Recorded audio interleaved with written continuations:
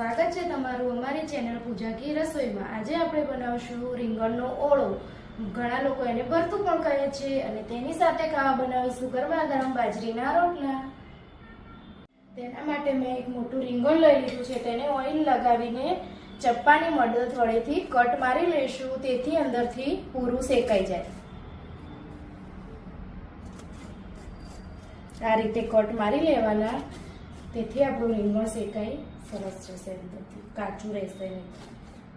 આપણું રીંગણ કટ મારીને તૈયાર થઈ ગયું છે। હવે એને આપણે ગેસ ઉપર શેકાવા મૂકીશું।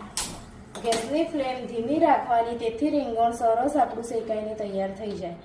અને રીંગણ શેકાતી વખતે તેને એક બાજુ શેકાય એટલે ઉલટ પુલટ આ રીતે કરીને બધી બાજુથી સરસ શેકી લેવાનું છે।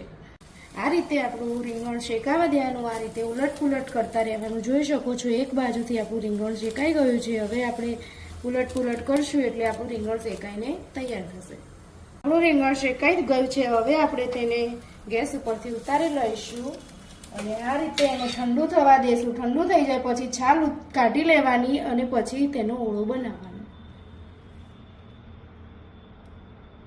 આપણું શેકેલું રીંગણ ઠંડુ થાય ત્યાં લગી આપણે લસણ મરચાં વાટી લઈશું। આપણે લસણ મરચાં વાટી લીધા છે। હવે આપણે એને એક વાટકીમાં કાઢી લઈશું, તેથી વઘારતી વખતે આપણને સારું પડે।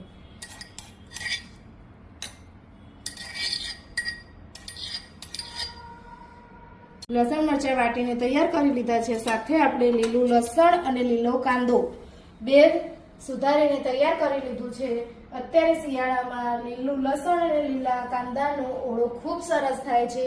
બધા રીંગણનો ઓળો સૂકી ડુંગળી અને ટમેટા નાખીને પણ બનાવતા હોય છે, પણ આજે આપણે શિયાળામાં મસ્ત લીલા કાંદા અને લીલું લસણ મળે છે, તેથી આપણે આજે લીલા લસણ અને લીલા કાંદાનો ઓળો બનાવીશું।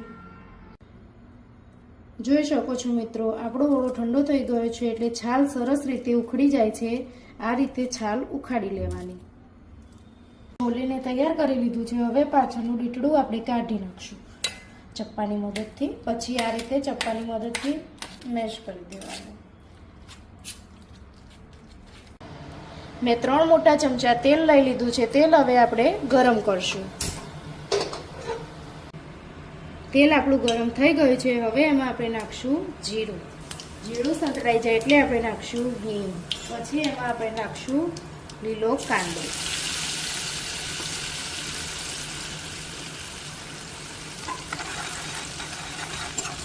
આપણે તેને ધીમા ગેસે વઘાર કરવાનું છે, તેથી આપણો વઘાર બળી ન જાય। હવે એમાં નાખશું લસણ મરચાં। સૂકું લસણ અને લીલા મરચાં સંતળાઈ જાય પછી આપણે એમાં નાખવાનું છે લીલું લસણ।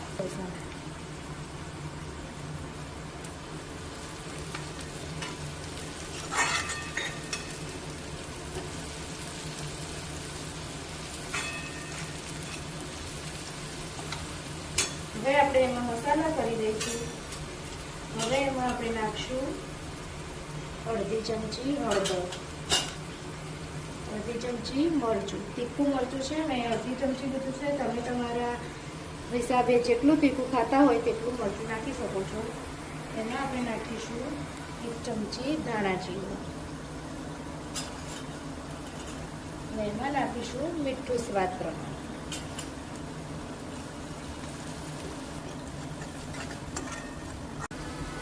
આપણી ગ્રેવી ચડીને તૈયાર થઈ ગઈ છે। હવે એમાં નાખશું આપણે રીંગણ, જે આપણે મેશ કર્યું છે। બધું મિક્સ કરીને 5 મિનિટ સુધી ચડવા દીધું હતું, તેથી આપણું તેલ છૂટું પડી ગયું અને બધો મસાલો એકબીજા સાથે ભળી જાય રીંગણ નાખ્યા પછી।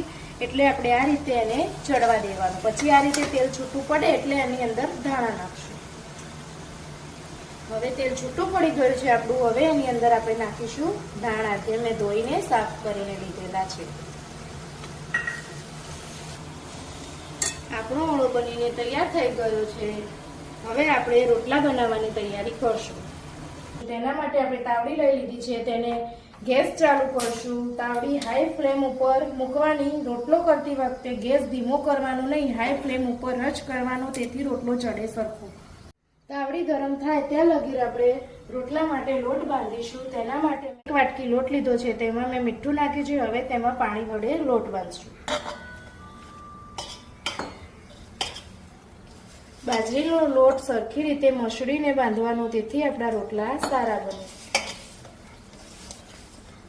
લોટને આ રીતે હાથ વડે મસળતા રહેવાનું, જેથી આપણો લોટ સરખો મસળાશે તો આપણો રોટલો પણ સારો થશે. અને લોટ આ રીતને આટલો બહુ ઢીલો બી નહીં અને વધારે કઠણ બી નહીં, એ રીતનો રાખવાનો, તેથી આપણે રોટલા થેપતા સરખી રીતે ફાવે. લોટ બંધાઈ ગયો છે, જોઈ શકો છો. આ રીતનો આપણો લોટ હોવો જોઈએ. પછી આપણે એને હાથ વડે ગોળ ગોળ રાઉન્ડ કરી લઈશું. પછી આપણે થેપવાનું, પછી આપણે ધીરે ધીરે હાથ વડે થેપીશું. હાથ વડે થેપતા ન ફાવે તો પાટલી ઉપર પણ રોટલો થેપીને બનાવી શકે છે. હવે આપણી તાવડી ગરમ થઈ ગઈ છે. હવે એમાં આપણે નાખશું રોટલો. આ રીતે આપણો એક સાઈડથી રોટલો અધકચરો શેકવાનો, પછી બીજી સાઈડ આપણે પલટી કરશું. એને આપણે બધી બાજુથી શેકી લેશું. આપણો રોટલો એક બાજુથી શેકાઈને કમ્પ્લીટ ચડી ગયો છે. હવે આપણે એને આ બાજુ શેકી લઈશું.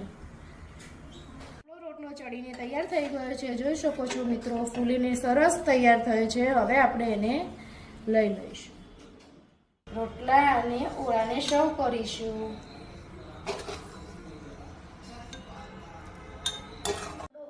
બાજરીના રોટલા બનીને તૈયાર થઈ ગયા છે, જોઈ શકો છો મિત્રો.